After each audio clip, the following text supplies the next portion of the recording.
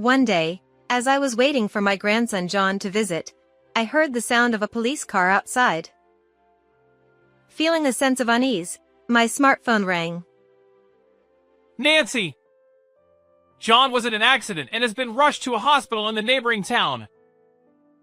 There was no way I could immediately process the words of my son-in-law, Jason, who had hurriedly hung up the phone.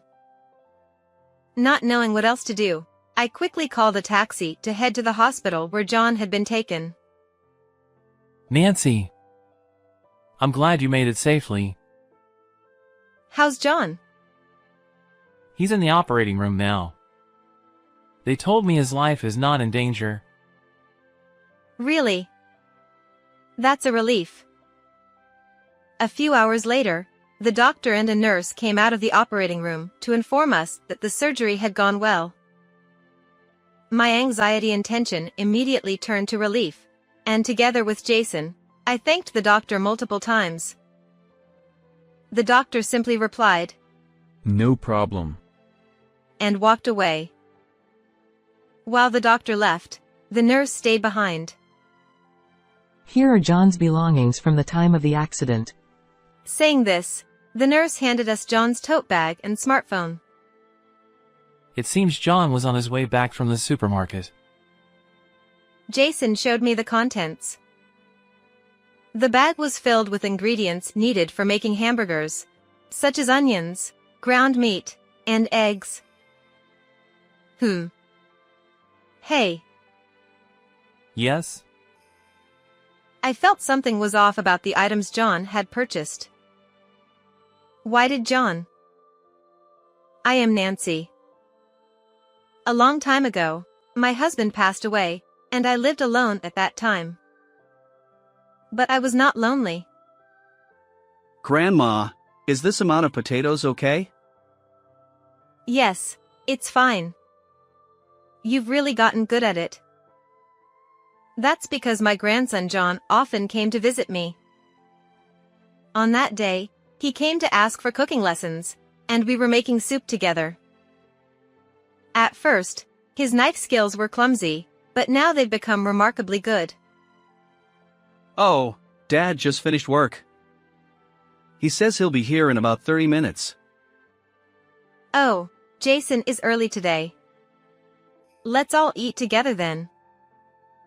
John's father Jason was my son-in-law. When John came to visit, it's become a routine for Jason to come over for dinner after work. This was because Jason's wife, my daughter Emma, disappeared a few years ago. Emma was a kind child, and she always prepared meals for me when I came home from work. When she became a high school student, she started a part-time job and always tried to give money to the household, saying thank you. I couldn't accept that, but for my birthday, she bought me a very nice bag and I still cherish it. Emma married Jason, and when John was in elementary school, she disappeared without any warning. We filed a missing person report, but the police dismissed it as a family matter. We searched for her ourselves, but never found her. Where was she? What was she doing? Was she even alive? At that time, I was overwhelmed with a mix of anxiety, worry, and the responsibility of needing to properly scold her as a mother. I'm home. Welcome back, Dad. It's already done. Jason came home, and John greeted him happily. The soup, which John had chopped the vegetables for and seasoned, was simmering nicely. Jason took one look and said it looked delicious, patting John on the head. Oh, Dad. Stop that. I'm in high school now. John frowned and pushed his hand away, but he didn't seem entirely displeased. Watching the two of them, I felt a warm smile, but also a bit of guilt. Where could Emma have gone, leaving such treasures behind? Let's eat. Delicious. John had been waiting with an empty stomach, so he couldn't wait for Jason to sit down and started eating first. Seeing him eat so heartily always filled me with a warm feeling. As a growing high schooler, he needed to eat a lot. After Jason sat down, I prayed and began to eat as well. The potatoes were well seasoned, fluffy, and very tasty. To add some color to the table, I also made a salad, though it only had greens since all three of us dislike tomatoes. John, how's school lately? Have you gotten used to high school yet? Yeah. It's normal now. I'm used to commuting, and I have friends, so no problems. Oh, Grandma, let's have Hamburg steak tomorrow. I want Western food. Tomorrow? All right. Don't you want to hang out with your friends? No, studying cooking is more important. John used to visit about once a week, but the visits increased gradually, and he came over almost every day after school at that time. When I asked about club activities, he said he wasn't in any. No matter how many times I asked why, he only said he wanted to study cooking and wouldn't say more. I think he should enjoy his once-in-a-lifetime high school experience more, but this must be John's way of being considerate. Thanks to him, we could eat together as a family and have lively meals, except for one empty seat. One day, John sent a message during the day. I'll come at 5 p.m. to make dinner today. He usually texted in the evening, so I wondered if school ended early today. Maybe he was coming after hanging out with friends, I thought casually. Since I was going to be home all day, it wasn't a problem, so I replied, all right. However, evening came and John didn't show up. Even if he was late, he was usually here by 6 p.m., but it was already past 7 p.m. I worried and tried to call John, but there was no answer. I decided to step outside, and from a distance, I heard police sirens. With a sense of foreboding, I overheard the neighbors talking nearby. A high school student, traffic accident? No way, it couldn't be. The bad feeling grew, sending chills down my spine, and I felt dizzy. At that moment, my cell phone vibrated in my pocket. With trembling hands, I looked at the screen. It was a call from Jason. Hello? Nancy! I just heard that John was in an accident and has been rushed to the hospital in the neighboring town. I'm heading there now. I need you to come too. The address is... Jason hurriedly hung up the phone. My legs gave out, and I sat down on the ground. First my husband passed away, then Emma disappeared, and next was John. I was terrified by the thought of losing everyone around me. I wished it had been me in the accident instead of John. Then, I could have reunited with everyone and lived happily with my family.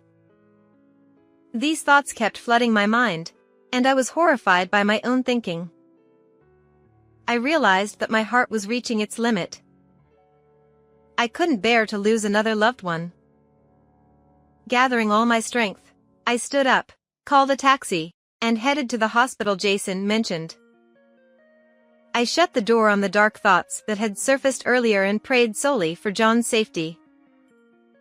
The journey to the hospital, which should have taken about 10 minutes, felt like hours to me.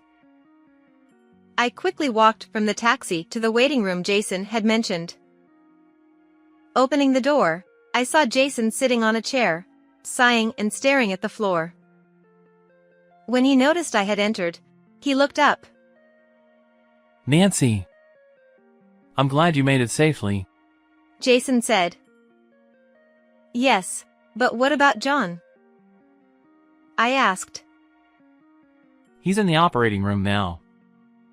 They said his life isn't in danger. Jason explained. Really? That's a relief. I sighed in relief and sat down next to Jason. Looking closely, I noticed his suit was wrinkled, showing that he had hurried over here. I'm sorry for calling you over so suddenly.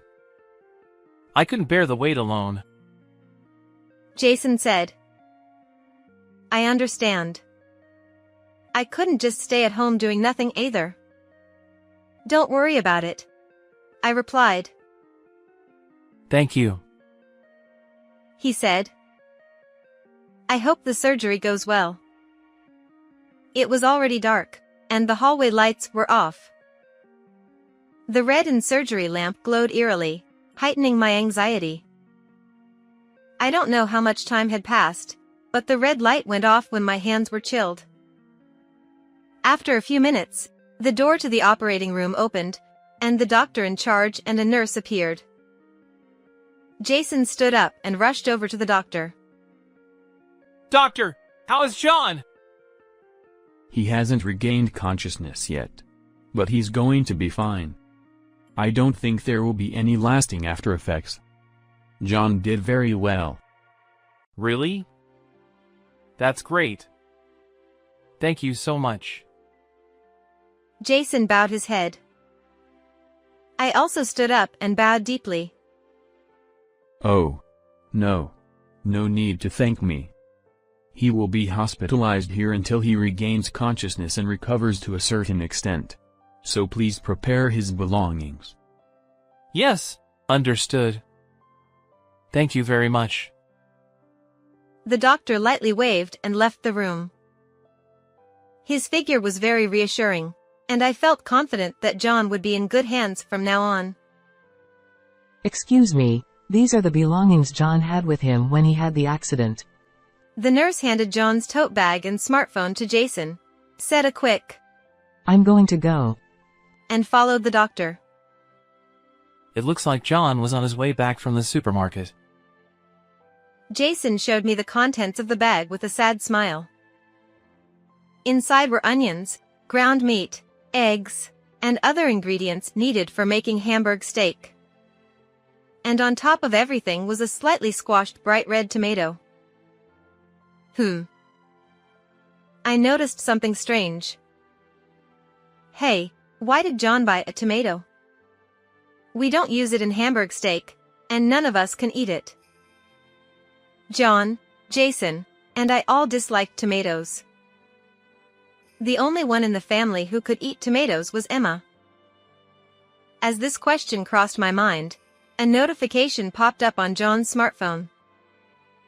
It was a chat notification from a social media app, showing the profile picture of the other person. However, the phone was locked with a password, so we couldn't see the contents. A friend, perhaps? I recognize this photo. Jason seemed to have a sudden realization. Could it be? He tried to unlock the phone. Hey, it's not right to look without permission. Ignoring my words, Jason tapped 0621 in sequence. The phone unlocked. That number is Emma's birthday. John has been asking a lot about Emma lately. I thought it might be. I tapped on the recent notification to see the content. This park in the picture was Emma's favorite. The three of us used to go there often on weekends. As we scrolled through the chat history, Jason seemed to confirm his suspicion. This person John was chatting with is Emma. No way, it can't be. Jason showed me a decisive conversation. You said you had a son, right? Yes. He's about your age, I think. I'm sorry for hiding it all this time. My name is John. After talking to you so much, I'm sure. You're Emma, my mother, aren't you? John. Is it really you, John? At first, Emma was skeptical, but as she listened to more details, she became convinced. Their conversation grew more and more animated, discussing recent school events, Jason, and me. However, Emma repeatedly insisted that John must not tell us about her. Emma sounded very lively in the conversation, which was reassuring as a parent, but it only deepened the mystery of why she disappeared. This is the latest conversation. Jason operated the screen again and showed me yesterday's and today's conversation. School ends in the morning today, so can I come to your house? Sure, but keep it a secret from everyone. Yay! I'll come over in the early afternoon then. Okay. I'll be waiting. This explained why John bought a tomato. John had been in contact with Emma through social media for some time, had confirmed she was his mother, and was planning to meet her today. He brought a tomato, which was her favorite. Indeed, the place where John had the accident was in the opposite direction from my house. John? It's getting late. What happened? Are you okay? Several messages like this had come since early afternoon today. And the latest notification read, I'm sorry. I suddenly felt unwell and am going to the hospital now. Can we reschedule? This was the end of their conversation today. The news of John's accident and Emma's survival left me feeling both happy and sad, with my emotions in turmoil. According to this profile, it seems Emma lives nearby. Really? Yes. If she went to the hospital today, it might be this one. Indeed, this is the only large hospital around here. Hearing Jason's thoughts, I felt a sudden rush of warmth. I might be able to see my daughter for the first time in years. John would surely be happy too.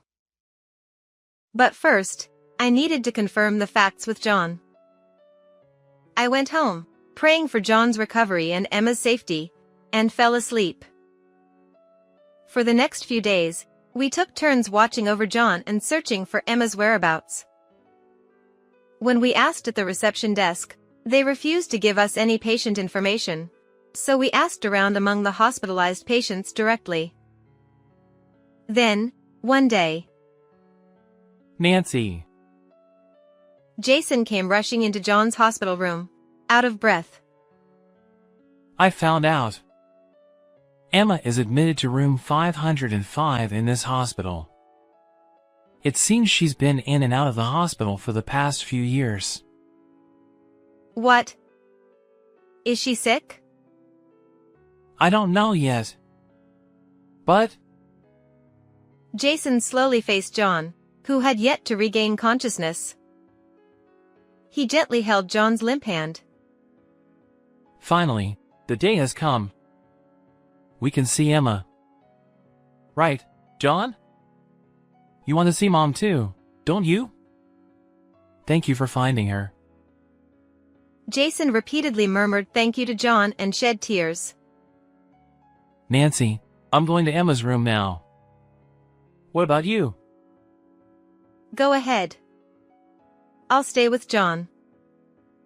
Thank you. I'll go then. With his nose slightly red, Jason left the room.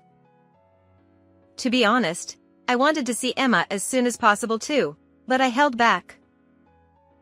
After all, Jason had been working so hard for my daughter and had endured so much loneliness.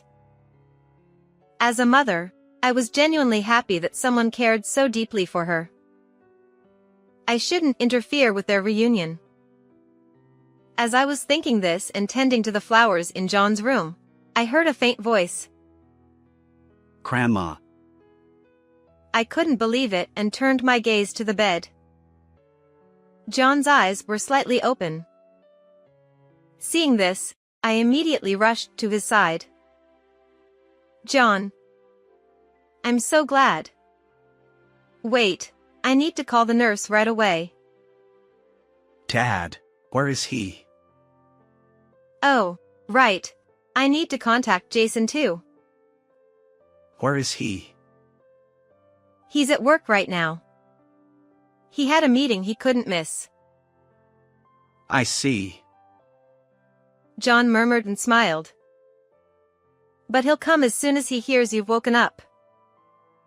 I don't know why I lied about Jason being at work. But I felt I needed to confirm things about Emma with John first. It pained me a little to make John talk right after waking up. Then the doctor and nurse came in to examine him, so I had to leave the room. Shortly after, Jason arrived. Is it true he's awake? Yes, the doctor is with him now. That's great, really great. Looking closely, Jason's face was even redder than before, and his eyes were slightly swollen. How was Emma? Well, I did get to see her, but... But what? Jason hesitated and avoided meeting my eyes. Then, he resigned and murmured. Emma doesn't have much time left. What? No. She's been suffering from a severe illness for about 5 years, and it's a miracle she's still alive. They said the day John had his accident, she was also brought in by emergency services. Jason smiled sadly and painfully. To finally reunite, only to have to say goodbye so soon. How heartbreaking. As soon as we met, Emma scolded me. She said she left because she didn't want to cause any trouble. Emma is a kind child. I took advantage of her kindness. But I should have realized it. I failed as a husband.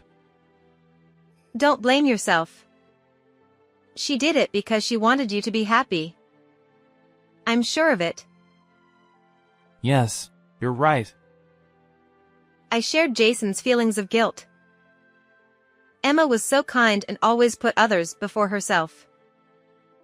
That's why we needed to pay more attention to her. We should have searched harder, like John did. But it's too late for regrets now. So, I decided to make the remaining time meaningful for Emma and John. With this resolve, I clenched my fists tightly. A few days later, John had completely regained consciousness and was now focused on rehabilitation. Hospitals are so boring. I'm already feeling better, and I want to go back to school soon. He said these carefree words. I thought it was about time to bring it up and started to talk about Emma. By the way, John, where were you heading that day? It was in the opposite direction of my house. Oh, that. I was going to the supermarket in the next town. It's big and cheap, but it's far from Grandma's house and hard to get to. John answered, clearly avoiding eye contact. John, please tell me the truth. The truth? What are you talking about, Grandma? I'm sorry, John, but we know everything. You were going to see Emma that day, weren't you? John's shoulders twitched, and he looked at me wide-eyed in surprise. How did you know? Did you go through my phone without permission? He glared at me as if to say, How dare you? I was a bit taken aback since I had never seen him look at me that way, but I couldn't back down now. I'm sorry about that. A notification came while you were asleep, and so... That doesn't mean you can just... No, it's not your fault, Grandma. I'm sorry for raising my voice. John slumped his shoulders and looked out the window. When I was in middle school, Dad was often tormented at night, calling out Emma, Emma. So I thought I had to do something and started searching. John began to speak in a halting manner. I didn't think I would find anything. Honestly, it was a miracle that I found Mom's account. After seeing her usual posts and chatting, I was convinced. Why were you convinced? Mom has a scar on her wrist, right? Yes, She got burned with a frying pan when she was young, and the scar never went away even as an adult. When Emma was in middle school, she greeted me with bandages on her wrist after I came home from work, which shocked me. I rushed her to a dermatologist who prescribed an ointment, but it resulted in a permanent scar. She laughed it off, saying it was nothing to worry about, but it left a huge sense of guilt in my heart. There was a photo of a drink posted on her account, and the scar was visible. Plus, her hobbies and her love for tomatoes. John spoke with a bit of pride in his voice. Children's reasoning abilities and initiative can sometimes surpass those of adults. That day, after we talked a lot and confirmed things, I went to see Mom. On the way, a car crashed into me. So, the tomatoes were for? Yeah, they were for Mom. She ate tomatoes every day. So, I wanted to bring her some nutritious ones. Sorry for keeping it a secret. It's all right, I said as I gently patted John's head. He murmured something about already being a high school student, but I pretended not to hear it. I wanted to tell you and Dad earlier, but Mom insisted I shouldn't. Maybe she didn't even want to see me. That's not true. It is. She seemed like she was hiding something. But I still want to see her. Seeing the determination in his eyes, I felt a bit intimidated. I haven't met Emma yet. If she left to avoid causing trouble, visiting her now might undermine her years of effort. That's why Jason has been visiting Emma repeatedly without telling me. Emma has been in poor health ever since she was rushed to the hospital. If Emma wants to hide her condition from John, I shouldn't take him to see her. Hey, what's Dad doing today? He's at work. That's a lie. I know he took a day off. He's visiting Mom, isn't he? Is Mom hospitalized here? Why do you think that? I broke into a cold sweat at John's question. My response could change the outcome for my grandchild. I overheard Dad talking to a nurse in the hallway. Please, I want to see Mom too. Take me to her. But... Please, Grandma. You want to see her too, right? Let's go together. Oh, and don't forget the tomatoes. I was speechless at John's straightforward plea. And before I knew it, I found myself in front of room 505 with John and a bag of tomatoes in hand. John knocked on the door. A familiar female voice responded from inside. Yes? Mom. He opened the door and immediately rushed to the woman lying on the bed. At that moment, she hid her face with the blanket. Jason, who was nearby, looked at us in surprise. John! What are you doing here? Mom. I'm sorry I couldn't come to you that day. I'm sorry for breaking our promise. John, stop it. This woman. She's not Emma. Mom, I learned a lot from Grandma because I wanted to cook delicious meals for you. I can make anything you request. John! That's enough!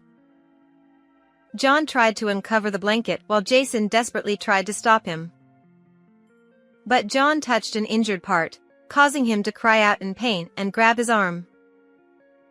Jason stopped moving, looking concerned. Mom, why won't you look at me? I'm in high school now. I can't let you see me like this. I'm sorry, Mom. I knew you were sick for a long time. You tried so hard to see me that day, didn't you? You're not a burden. Please. John slowly lifted the blanket. Jason didn't stop him anymore. There she was, undeniably Emma. Although many years had passed, her features hadn't changed.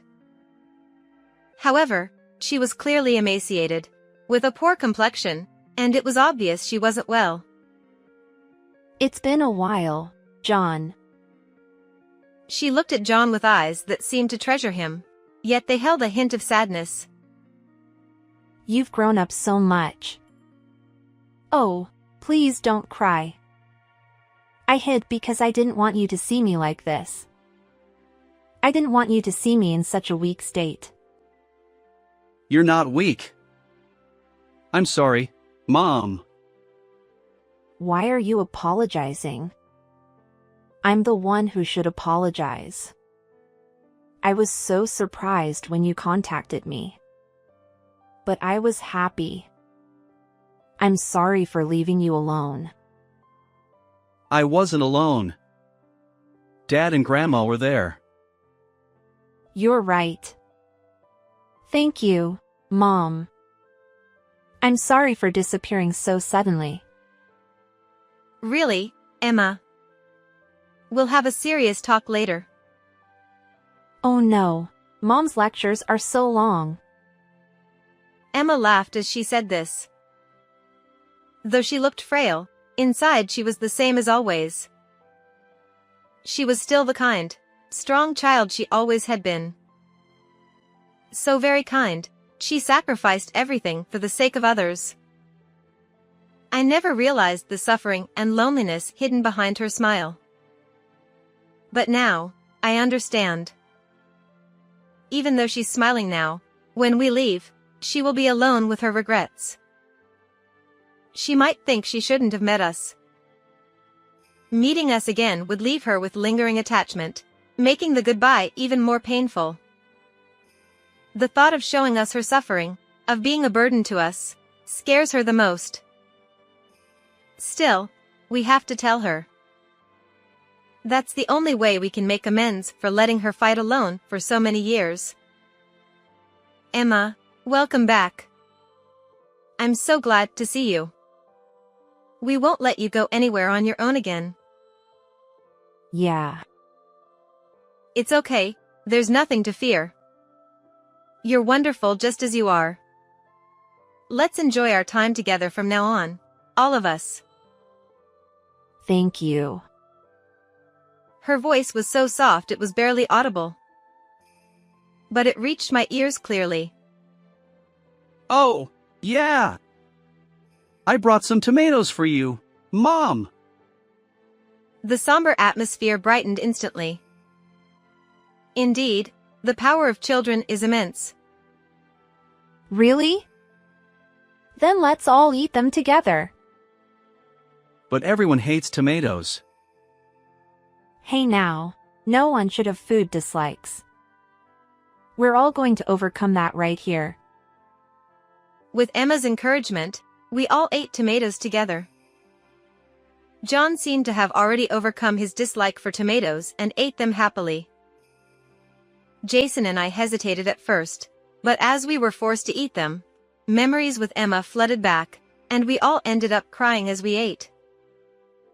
For the first time in my life, I thought tomatoes were delicious. After that, Emma's health improved slightly, but then quickly worsened again, repeating this cycle. A week after our reunion, Emma passed away. Until she lost consciousness, she talked a lot to make up for the time we had been apart. And until the very end, we were all together as a family.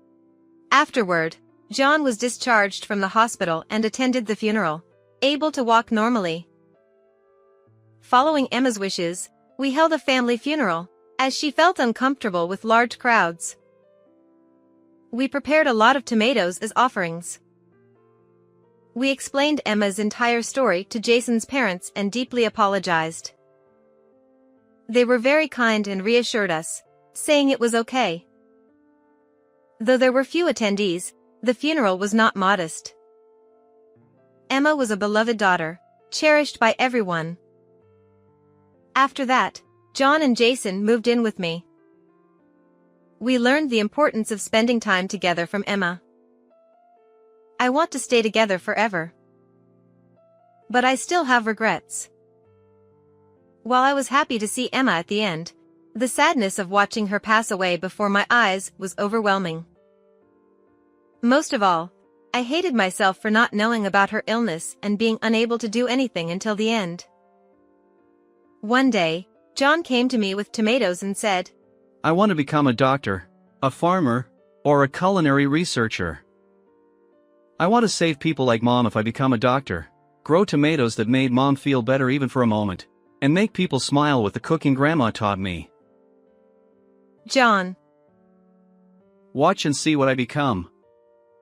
So, Grandma, you have to stay healthy until then. Here, I brought you a tomato. Saying this, he went back to his room. Children sometimes touch us deeply. But the truth is, I'm being saved by John too. Maybe I'll make some meat sauce with these tomatoes today. At some point, our family became a family that loves tomatoes.